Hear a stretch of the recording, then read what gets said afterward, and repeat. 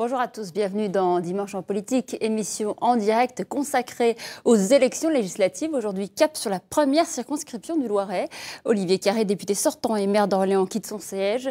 Ils sont 14 à y prétendre. Sur ce plateau, les candidats des principaux partis, quelles sont leurs valeurs, quels sont leurs projets. Ils vont nous en parler. Bonjour Olivier Jouin. Bonjour. Vous êtes le candidat du Parti socialiste, vous êtes conseiller municipal de Cléry-Saint-André. Oui, tout à fait. Bonjour Anne-Sophie Leguin. Bonjour. Bonjour, vous êtes la candidate de la France Insoumise. Vous êtes enseignante à Olivet. Exactement. Merci d'être avec nous, Charles-Éric Le Maignan. Vous êtes le candidat des Républicains et de l'UDI, président de l'agglomération de la métropole d'Orléans jusqu'au 22 juin prochain. Absolument. Bonjour Colette Poltaratsky. Vous vous présentez avec les couleurs du Front National et vous travaillez dans le privé. Vous êtes gestionnaire qualité pour une entreprise de cosmétiques. Tout à fait. Parfum cosmétique. Enfin, Stéphanie Rist, bonjour. Vous êtes médecin rhumatologue à l'hôpital d'Orléans et vous représentez La République En Marche. Oui, bonjour. Bonjour. Merci à tous les 5 d'être ici. On va citer les autres candidats à cette élection et qui ne sont pas sur ce plateau. Il s'agit de Daniel Simon de Boula France, Terence Marie Domer, l'UPR, Union populaire républicaine, Casia Edei Gamassou, Parti chrétien-démocrate, Claude Trepka, lutte ouvrière, Claire Bonfort, divers droite, Michel Ricou, Parti communiste, Khalid Bajouj, Union des démocrates musulmans, Murat Yilmaz Guier, sans étiquette, et Jean-Pierre Darlet, Parti du vote blanc. Pour commencer cette émission, voici le portrait de la circonscription. La première circonscription du Loiret s'étend du sud d'Orléans jusqu'à l'ouest du département. Elle compte 109 000 habitants et se divise en 6 cantons. La majeure partie de la population se concentre dans les zones urbaines et semi-urbaines situées sur le territoire de la métropole orléanaise, à Saint-Jean-Blanc, Saint-Marceau, à Olivet et à Orléans-la-Source, où vivent 17 000 personnes. Ce quartier bénéficie de l'implantation de l'Université d'Orléans, du centre hospitalier régional et d'une école d'ingénieurs. Plusieurs organismes de recherche scientifique comme le BRGM et le CNRS y possèdent d'importants laboratoires. En matière d'économie, c'est le sud-est de la circonscription qui capitalise le plus grand nombre d'entreprises. Elles sont implantées dans des zones d'activité à Saint-Denis-en-Val, Saint-Jean-le-Blanc ou encore Saint-Cyr-en-Val. À l'ouest de la circonscription, les cantons de Cléry-Saint-André et de Beaugency offrent, entre Val-de-Loire et Sologne, un paysage de culture maraîchère, d'arbres fruitiers et de vignobles. Le député sortant, les Républicains, est Olivier Carré. Actuel maire d'Orléans, il ne se représente pas. Il a défendu la loi conférant le statut de métropole à Orléans. Avant d'aborder les 2 thèmes proposés pour ce débat, l'éducation et la santé, je vous propose de parler de ce qui s'est passé hier soir à Londres. L'Europe, une fois de plus, touchée. En Angleterre, 3 terroristes ont fauché des passants sur le London Bridge avant de les attaquer au couteau. Le bilan provisoire fait état de 7 morts et une quarantaine de blessés. Les assaillants ont été abattus. Avec ce terrorisme qui frappe partout, la sécurité semble difficile à assurer. C'est une question que je vous pose à tous. Comment réagir face à ces actes terroristes? Anne-Sophie Leguin, vous voulez commencer? Je vous remercie. Une fois de plus, la barbarie frappe à une semaine d'élections qui ont un enjeu très important en Angleterre. Donc, une fois de plus, tout le monde est touché en fait par l'obscurantisme. Et la meilleure réaction, il semblerait que ce soit de vraiment penser que l'éducation va être la meilleure arme contre l'obscurantisme et la seule façon de faire que les mentalités évoluent et qu'on réussisse à fonder un monde apaisé. Charles-Éric Le Maignan, est-ce qu'on peut considérer que les politiques actuelles de lutte contre le terrorisme sont des échecs? D'abord, je pense d'abord aux victimes et à leurs familles. C'est le premier point. Et on est tous solidaires quand il y a des affreuses tueries de ce type. On est tous solidaires d'abord entre nous dans notre pays et ensuite par rapport aux victimes et aux États qui sont visés. Maintenant, il est clair également qu'il faut mettre en œuvre des politiques de sécurité durables, que le renseignement soit changé par rapport à ce qu'il est aujourd'hui et qu'il y ait des véritables politiques qui soient mises en œuvre pour lutter contre la barbarie de Daesh et en même temps mettre tout un ensemble de dispositifs pour faire en sorte, on n'est jamais à l'abri, mais de faire en sorte qu'on puisse éviter le renouvellement de ce genre de tuerie barbare. Colette Poltaratsky, la sécurité avait été au cœur de la campagne de Marine Le Pen. Oui, tout à fait, oui, bien sûr. Mais écoutez, moi, je regarde la télé, j'ai jamais autant regardé la télé le matin en me levant devant mon café. Et en fait, régulièrement, souvent, on entend parler d'attentats. Et ce matin, justement, avant cette émission, je me suis rendu compte que ça avait frappé, effectivement, aujourd'hui encore Londres. Dernièrement, sur les Champs-Élysées. Donc, vous connaissez la politique de Marine Le Pen. Il faut absolument expulser les criminels et les délinquants étrangers. On a 11 000 fichés S pour islamisme dans notre pays. Tant qu'on ne mènera pas une politique vraiment radicale pour évincer toutes ces personnes qui viennent sur notre territoire, dont on peut parler de renseignement. Le problème, c'est qu'il faut vraiment agir et se dire il faut absolument déjà dépeupler la France et les autres pays parce qu'on a trop d'immigration qui vient dans notre pays. Et parmi cette immigration, il y a évidemment des personnes de l'État islamique. Stéphane Arist.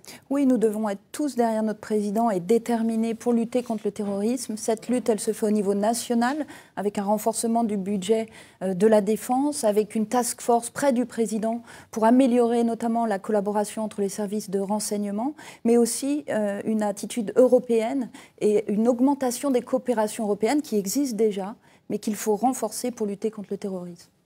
Olivier Join, je vous laisse répondre à cette question également. Ces actes, vous l'avez dit, Anne-Sophie Le Guin, ils visent en fait les cohésions nationales. Ils sont perpétrés juste avant des élections législatives qui ont lieu aussi au Royaume-Uni jeudi prochain. Ce qui serait insupportable, c'est de faire toujours ce lien entre immigration et terrorisme. C'est la folie meurtrière du fondamentalisme, elle est une épreuve pour l'ensemble du monde. Et par rapport à ça, effectivement, c'est l'éducation. Mais c'est aussi, effectivement, sur le thème des idées, sur le thème de l'humanisme, sur le thème de la rencontre entre les peuples, des solutions qui passent d'abord par la compréhension. Donc il faut de l'éducation, il faut lutter pied à pied contre la folie meurtrière, mais le lien qui est fait à l'instant même entre immigration et terrorisme me semble hors sujet. Non. Pour moi, non, pas du tout. En l'occurrence, certains auteurs d'actes des terroristes n'étaient pas forcément des immigrés. Non, mais pour la plupart, d'une manière générale, on retrouve souvent les fichés S dans les attentats récemment commis en France ou ailleurs. Je vous propose d'aborder maintenant la santé. La région Centre est l'une des plus touchées par la désertification médicale. Elle concerne également le Loiret. Le Loiret compte un peu plus de 780 généralistes. On a une moyenne de 118 praticiens pour 100 000 habitants. On est en dessous de la moyenne nationale. Même constat du côté des spécialistes, 130 spécialistes pour 100 000 habitants. Encore une fois, on est en dessous de la moyenne nationale. Même dans le quartier d'Orléans, La Source, qui est un quartier urbanisé, il y a des difficultés à recruter certains médecins généralistes. Comment faire pour rendre les territoires comme le nôtre plus attractif pour les professions médicales? Stéphanie Arist, vous voulez répondre à ça? Oui, je veux bien. C'est l'engagement premier de mon engagement politique. C'est un engagement que j'ai depuis de nombreuses années à l'intérieur de l'hôpital et qui maintenant m'entraîne pour faire de la politique. Cet engagement, c'est l'amélioration de l'accès aux soins. Il y a plusieurs façons de faire. Il y a une façon à moyen et long terme, et c'est bien détaillé dans le programme de notre président, c'est-à-dire doubler les maisons de santé pluridisciplinaires, augmenter le numerus clausus en ayant une vision européenne sur le numerus clausus, mais c'est aussi à court terme, avec des actes qui pourraient être efficaces assez rapidement, notamment en améliorant le temps médical des médecins. Je pense aux délégations de tâches qui, avec l'autonomie des territoires, permettra de faire gagner du temps aux médecins et donc un accès plus facile pour les patients. Vous pensez aux maisons de santé, par exemple, qui facilitent le travail des médecins en ayant des secrétaires qui sont là pour plusieurs médecins? Je pense aux maisons de santé par rapport au temps administratif, mais aussi à du temps qu'on pourrait déléguer à des professionnels de santé, à des infirmières, à des kinésithérapeutes, bien sûr, dans le cadre de protocoles. Et les maisons de santé permettent cette collaboration très rapprochée entre professionnels de santé et permettront d'améliorer rapidement l'accès aux soins. Anne-Sophie Le Guin, du côté de la France Insoumise, comment est-ce que vous essayez de lutter contre cette désertification médicale? Il y a aussi un autre chiffre qui est important pour le département du Loiret en général. Plus de la moitié des généralistes approchent de l'âge de la retraite. La moyenne d'âge des médecins est de 53 ans. Comment faire pour rajeunir, pour attirer? Alors, pour rajeunir et pour attirer les médecins, on est favorable en fait à une pré-professionnalisation des médecins en augmentant le numerus clausus et en permettant l'accès aux études de médecine d'étudiants d'origine populaire, donc lesquels devront ensuite 10 ans en service public et qui pourront effectuer dans la ruralité, dans des centres pluriprofessionnels dans lesquels en fait on promeut non pas donc une tarification à l'acte, mais une autre façon de faire de la médecine, en fait, avec plusieurs professionnels qui travaillent ensemble, parce qu'un malade, c'est pas seulement une pathologie, c'est un tout, et qu'il nous semble vraiment important, en fait, que la médecine puisse répondre aux problèmes des patients dans leur globalité, donc qui dépassent très souvent largement le cadre d'une simple maladie. Donc, effectivement, des centres pluriprofessionnels dans lesquels on aurait des psychothérapeutes, dans lesquels on aurait des orthophonistes, par exemple, dont on manque cruellement dans le secteur, dans lesquels on aurait en fait un ensemble de personnes aptes à travailler ensemble, puisque pour prendre le patient dans sa globalité, il faut plusieurs professionnels. Charles-Éric Lemeignan, du côté des Républicains et de l'UDI, comment on espère rendre les territoires comme le nôtre plus attractifs pour les professions médicales? Vous avez raison, c'est bien le territoire comme le nôtre. Je rajouterai aux chiffres que vous avez indiqués le fait qu'il y a à peu près le même nombre de médecins en France que dans les autres pays d'Europe. La moyenne, c'est pratiquement la même. Simplement, ils sont très mal répartis. Vous l'avez dit, notre région est en queue de peloton, c'est la dernière. Mais en plus, au sein de la région, on a 20% de médecins de moins que la moyenne nationale. Mais l'Indre-et-Loire est 15% en dessus et nous sommes 25% en dessous. Ce qui veut dire qu'en fait, les médecins s'installent à l'endroit où ils ont terminé leurs études de médecine. Et en plus, parmi les médecins qui sortent, il y en a le quart qui disparaissent, qui ne s'inscrivent même pas à l'ordre. Alors ils vont où? Soit ils suivent le conjoint, soit autrement ils vont dans des labos, mais ils disparaissent.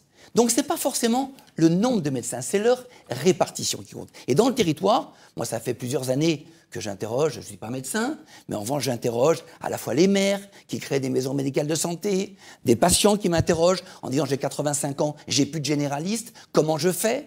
des médecins, des pharmaciens, des infirmières. Et le diagnostic, c'est quoi?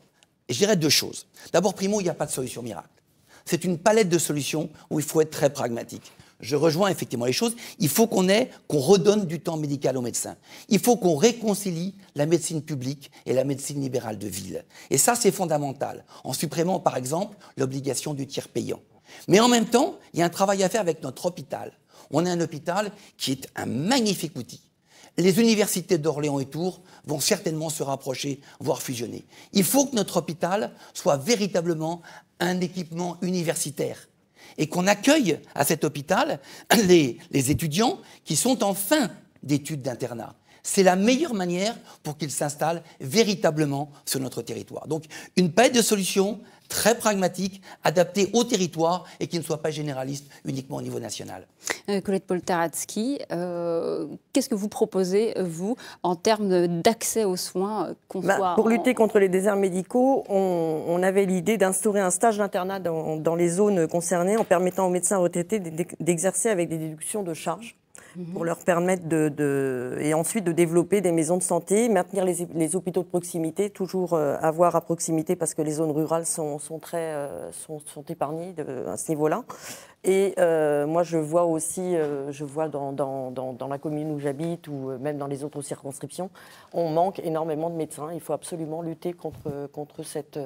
De quelle manière lutter ? Le numerus clausus, donc on en a parlé, donc on est tous d'accord. Sachant qu'il faudra au moins 10 ans, du coup, effectivement, avant de pouvoir faire quelque chose. Dans l'immédiat, c'est une fatalité ou pas ? Non, ce n'est pas une fatalité. Je voudrais revenir sur ce que Madame a dit, sur le maintien des établissements de proximité dans le territoire. J'ai pu travailler sur le groupement hospitalier de territoire et permis de maintenir, par exemple, l'hôpital de Beaugency, qui aurait dû fermer en raison de nombre de médecins. Grâce à une collaboration entre le centre hospitalier régional et les médecins de l'établissement de Beaugency, on a réussi à maintenir une offre de soins de proximité. Et ça, c'est très important. On peut le faire avec une meilleure collaboration, en décloisonnant la ville et l'hôpital, je suis tout à fait d'accord. Et il y a des choses à faire. On doit améliorer notre système, on doit améliorer le parcours du patient, et on commence à le faire. Olivier Join. Disons que c'est très bien, c'est très beau. Effectivement, il y a une très belle politique qui a été mise en place sur les MSP, à la fois au niveau national et au niveau régional. On a créé 50 maisons de santé pluridisciplinaires ici, en région centre. l'objectif c'est doublé. Hein. Mais il peut y avoir une contradiction quand le président annonce qu'il va y avoir 15 milliards d'économies sur la santé. Quels seront les moyens en face? Il y a aussi d'autres solutions à imaginer. Il peut y avoir du salariat public. Du salariat, on peut salarier des médecins là où ça existe déjà, mais il y a plein de choses qui existent déjà, qui ont été faites sous le mandat. Et puis effectivement, des logiques de délégation de soins de santé. On peut aussi vraiment améliorer toute l'organisation des acteurs de santé sur un territoire avec des systèmes d'information qui fassent qu'ils travaillent mieux ensemble. Aujourd'hui, le système d'information entre les pompiers, les médecins, l'hôpital, etc. est en cours d'amélioration. Mais il y a beaucoup de problèmes de communication sur l'ensemble du système. On peut aller beaucoup plus loin en ce sens. Encore une fois, comme il y a vraiment un cas très spécifique pour notre région centre, le département du Loiret, je voudrais vraiment qu'on ait chaque année, qu'on ait une espèce de conseil territorial qui regroupe tous les acteurs publics et privés. Parce que j'insiste, les groupements hospitaliers de territoire, il faut qu'ils regroupent à la fois le public, la médecine de ville et les libéraux. C'est fondamental pour qu'on puisse avoir un meilleur soin apporté à nos concitoyens. Alors, vous avez évoqué justement l'hôpital d'Orléans, vous avez évoqué, vous, les économies que prévoit de faire Emmanuel Macron. Alors l'hôpital d'Orléans, il a quand même un déficit qui est assez important, à 13 millions fin 2016. Il est fragile financièrement au point d'alerter l'Agence régionale de santé. Il n'est pas le seul dans le cas. Ça pose la question justement de financer ces maisons de santé, financer la santé publique. Comment s'y prendre? Il y a une véritable réorganisation du système qui va avoir lieu en modifiant la tarification notamment des établissements de santé. Actuellement, la tarification est à l'acte dans les établissements. Il va y avoir une modification de cette tarification. Les dépenses de santé, elles doivent être maîtrisées. Il est prévu un ONDAM, c'est-à-dire un objectif des dépenses de santé qui soit stable dans les 5 prochaines années de 2,5%, ce qui correspond à 1,5 milliard d'économies. Il y a aussi comme proposition pour faire des économies le fait de passer les médicaments à l'unité. Vous savez tous qu'on jette une quantité de médicaments de nos armoires à pharmacie. Ça entraîne 7 milliards d'euros d'économies. Donc il y a, en réorganisant, en modernisant le système de santé, en faisant une véritable révolution de la prévention, l'objet de faire des économies. Donc les économies, elles vont être faites. On restructure, on change, on modifie la tarification des établissements et on devrait répondre aux objectifs. À la France Insoumise, en fait, on considère que la santé n'est pas un coût, mais un investissement. Un investissement qui va être de plus en plus important étant donné le vieillissement de la population. Actuellement, 3 personnes sur 10 renoncent à se faire soigner par manque d'argent. Donc c'est pour ça aussi qu'on propose une sécurité sociale intégrale. Alors, comment on la finance? On la finance, c'est très simple. Il y a 80 milliards par an qui nous échappent en évasion fiscale. On la finance aussi en repensant complètement le système de santé. Nous pensons en effet que la régionalisation n'a pas été une bonne chose. À l'échelle du département, on gérerait probablement beaucoup mieux les choses. Les régions sont trop grandes, en fait, et trop diverses, en fait. Donc, on est franchement, en fait, à l'aube à la prochaine épidémie, au prochain problème d'un crash sanitaire. Et je pense qu'il ne faut plus raisonner en termes d'économie, mais en termes d'investissement. Et l'hôpital mériterait bien 60 000 personnes en plus. Oui, allez-y, Olivier. Effectivement, une des grandes questions, c'est quand même les personnels, puisqu'on les sent beaucoup en souffrance. Honnêtement, ils font un boulot formidable. Les équipes qu'on voit à l'hôpital et dans l'ensemble de notre système de santé sont vraiment des gens qui s'investissent beaucoup, mais on les sent depuis longtemps en souffrance. Donc la grande question, ce sont les moyens. On parle quand même de supprimer 120 000 postes de fonctionnaires où on ne sait pas, les choses sont un peu floues. Et donc effectivement, il va falloir une adéquation de ces moyens, effectivement avec un projet de société qui met la santé, je dirais, parmi les priorités de notre société. Le programme sur la diminution des postes n'est pas du tout flou. La diminution des postes de fonctionnaires ne se fera pas dans la santé, ni la sécurité, ni l'éducation. Alors où ? Alors où Je dis qu'il y a vraiment un problème de fond dans tous ces programmes qui sont faits. C'est notre dette. Pour l'instant, je ne veux pas que la France soit en faillite. Et donc vraiment, la réduction de la dépense publique, nous sommes les vice-champions du monde de la dépense publique. Et donc, il est fondamental, dans tous les secteurs des politiques publiques, de réorganiser l'ensemble et de voir, à chaque fois, qu'est-ce qu'on peut supprimer, qu'est-ce qu'on peut faire. Et là, sur la santé, comme ailleurs, il n'est évidemment pas question de diminuer le nombre d'infirmières. Cela va de soi. Mais je crois qu'il y a... Les réorganisations peuvent nous permettre de faire des économies substantielles. Elles ne peuvent se faire qu'à la condition que tout le monde travaille ensemble, la médecine publique comme la médecine de ville libérale. Colette Poltard, je vous laisse réagir là-dessus, après on va passer à malheureusement, alors moi je vais revenir, alors évidemment, comme tout le monde le sait, je fais partie du Front National et je parle évidemment toujours de l'immigration. Et on parle beaucoup de sous et d'économies. 765 millions d'euros, c'est des économies qu'on ferait en supprimant l'AME, donc cette aide médicale d'État qui accorde la gratuité des soins aux clandestins qui n'ont jamais cotisé dans notre pays. Nous, aujourd'hui, on a quand même des petites personnes âgées, nos petits vieux qui peinent, des allocations adultes handicapés qui sont insuffisantes. Et on a ces 765 millions d'euros d'aide médicale d'État qui sont accordés à des gens qui n'ont jamais cotisé dans notre pays. Donc ça fait beaucoup et je pense que si on récupérait déjà ces millions d'euros, on arriverait peut-être... Les clandestins ne sont pas forcément responsables des 768 millions. Non, comment ? Les clandestins ne sont pas forcément responsables des 768 millions. Non, mais enfin bon, c'est une aide médicale d'État qui est accordée et elle est chiffrée aujourd'hui et elle représente 765 millions d'euros. Donc forcément, déjà si on récupérait déjà cet argent, on pourrait peut-être en faire quelque chose. Mais ça toucherait beaucoup plus de personnes que les clandestins. Et puis voilà. Humainement inquiétant. Et cette aide médicale évite les contagions, des maladies contagieuses. Mais on l'accorderait, on la maintiendrait pour ces personnes-là qui seraient évidemment s'ils étaient contagieux. On peut pas avoir sous-citoyens.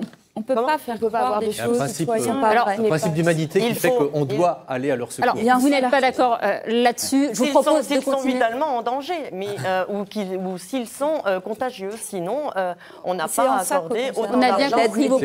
On a bien compris vos positions. On a bien compris. Cette aide médicale. Alors, il y a dans l'éducation... Je vous propose de poursuivre avec l'éducation, si vous le voulez bien. On constate des inégalités dans l'éducation. Elles se sont aggravées ces dernières années. C'est aussi une question d'inégalité dans notre société, pareil que pour la santé, inégalité d'accès aux soins. L'école est inégalitaire. Est-ce que là, pareil, c'est un constat d'échec? Est-ce que c'est une fatalité, Olivier Join? Qu'est-ce qu'on peut faire? En tous les cas, c'est un constat. Effectivement, on voit bien que la logique de classe sociale se reproduit. On voit bien qu'il y a beaucoup de décrochage et c'est lié effectivement à un manque d'accompagnement depuis la petite enfance, en passant par le primaire. Et il faut absolument un accompagnement tout au long, je dirais, de la scolarité pour qu'on dépasse ces grandes inégalités. Et donc, par rapport à ça, il y a des initiatives qui sont prises actuellement là, de diminuer par 2 le nombre d'élèves dans les classes de REP. Moi, je trouve ça très très bien. Il faut simplement que ce ne soit pas au détriment d'autres initiatives qui allaient dans le même sens. Il y a le programme plus de maîtres que de classe qui fonctionne depuis 2013, qui montre son efficacité. Il y a eu des initiatives pour que des enseignants privilégiés aillent vers ces zones d'éducation prioritaire. Il y a eu beaucoup de faits. Il faut continuer, aller plus loin en ce sens. Anne-Sophie Le Goin, avant de vous laisser répondre, si vous voulez bien. Alors, l'éducation, il faut avant tout considérer que c'est le lieu en fait, où on va éduquer à l'intérêt général. Et effectivement, on se doit de ne laisser personne derrière nous. Donc, effectivement, ça paraît quand même inquiétant, même si on nous dit qu'on ne va pas supprimer de postes dans l'éducation, qu'on n'en ajoute pas alors que le nombre d'élèves monte chaque année. Donc, on a chaque année de plus en plus d'élèves par classe. Donc, on laisse fatidiquement des enfants de côté. Il y a un autre problème en fait, qui se pose dans l'éducation actuellement, c'est la question de l'autonomie, puisque après l'autonomie des universités qui a eu les travers qu'on connaît, on nous parle maintenant de l'autonomie des temps scolaires en primaire, l'autonomie des collèges qui devront, à budget égal, mais choisir entre différentes options. Donc on voit tout de suite que l'égalité en fait pâtit de toutes ces réformes qui vont vers l'autonomie et qu'il faut revenir vers un cadre républicain strict, national, un cadre des diplômes qui seul est garant en fait de l'égalité républicaine. Stéphanie. Je suis d'accord sur le fait qu'il faut dépasser les clivages politiques pour mettre chacun des élèves dans la réussite. Le dédoublement des classes de CP et CE1 dans les zones d'éducation prioritaire, c'est un des points. Et la méthode d'Emmanuel Macron et ce qui a fait que je me suis engagée, c'est justement de ne pas détricoter ce qui a été correctement fait. Ah bon? Et la semaine de 4 jours alors? Non, sur les temps scolaires, il va y avoir là aussi c'est la nouvelle méthode à laquelle vous n'êtes peut-être pas habitués, c'est de dire il va y avoir une concertation locale entre les élus, les conseils d'école, avec des propositions. Inégalité sur la République. Avec des Inégalité propositions. pour l'ensemble de la France. Mais on doit s'adapter au territoire, comme on l'a dit sur les soins. Moi, je crois d'abord que le rôle de l'école, c'est d'abord de transmettre les fondamentaux. Savoir, à la fin du primaire, savoir connaître la langue française, les mathématiques et savoir également l'histoire de notre pays. Ça, ce sont les fondamentaux, c'est essentiel. Et il faut recentrer l'école là-dessus. En même temps, il faut ouvrir vers l'avenir, avec effectivement l'apprentissage de l'anglais, avec les classes bilingues qu'il faut remettre, qui avaient été supprimées de façon totalement délirante. Et maintenant, au contraire, il faut aussi ouvrir vers le numérique. Et d'ailleurs, à Orléans déjà, l'ensemble des écoles primaires, en 2018, sera complètement équipé pour le numérique. Ça, c'est le premier point. Le deuxième point, c'est qu'il faut développer l'apprentissage, en faire une voie d'excellence à part entière. Et là-dessus, il faut par exemple, pour développer l'apprentissage, c'est pas le cas, parce qu'effectivement, on a opposé en fait l'entreprise et l'école. Il faut les réconcilier et faire en sorte que nos entreprises puissent accueillir un maximum d'alternance. Et ça, c'est fondamental. Comment améliorer l'image des filières techniques ? Et attendez, oui, il faut simplement aussi que l'éducation nationale accepte de considérer que quand des gamins sont bons à l'école, eh bien, il ne faut pas les orienter forcément vers une formation générale. Il faut remettre en excellence les filières techniques et l'apprentissage et l'alternance. Ça, c'est important. Maintenant, là-dessus, on peut être d'accord, je crois, sur l'école et sur l'apprentissage. Et moi, très clairement, je voterai toutes les mesures, quelles qu'elles soient, qui vont dans le sens des réformes que notre pays attend. Que ça concerne la libération du travail, que ça concerne l'esprit d'entreprise, que ça concerne une Europe plus forte, plus rassemblée, plus protectrice, que ça concerne l'éducation et l'apprentissage, de qui que ce soit que ça vienne, il faut désormais, effectivement, les Français nous ont dit, arrêtez de vous chipoter entre vous, mettez-vous autour d'une table. Et je crois que très concrètement, il est fondamental pour l'école et pour l'apprentissage qu'on trouve des solutions communes pour faire évoluer notre pays qui en a bien besoin. Je vous rappelle, et je terminerai par là, qu'en Allemagne, vous avez 1 500 000 apprentis et 7% de chômeurs parmi les jeunes. Eh bien, en France, on a 400 000 apprentis et on a 25% de chômage parmi les jeunes. Cherchez l'erreur. Alors, il nous reste assez peu de temps, Colette Paltaski. Je vais vous laisser réagir là-dessus. Monsieur Leménian l'a évoqué, les métiers de l'industrie ont une mauvaise image, les filières techniques ont du mal à recruter, alors que les entreprises du secteur industriel, dans la métallurgie par exemple, ont beaucoup de mal à trouver des ouvriers qualifiés. Alors moi, je rejoins Monsieur Leménian en ce qui concerne le fait de revaloriser les filières manuelles. Nous, on avait une proposition au FN, c'était la fin du collège unique qui avait été créé en 1975, et orienter les élèves dès l'âge de 14 ans pour leur permettre justement d'aller vers un apprentissage et une alternance avec une alternance en entreprise. Plutôt que de le laisser en échec scolaire, continuer jusqu'au BEPC, à l'époque ça s'appelait comme ça quand j'y étais, plutôt que de le laisser se perdre. Et en ce qui concerne également le français, je veux justement, oui, également aussi privilégier cette langue française et qui est la langue de la République. Et du coup, ce serait moitié du temps à l'enseignement français dans les écoles dès le CP. Et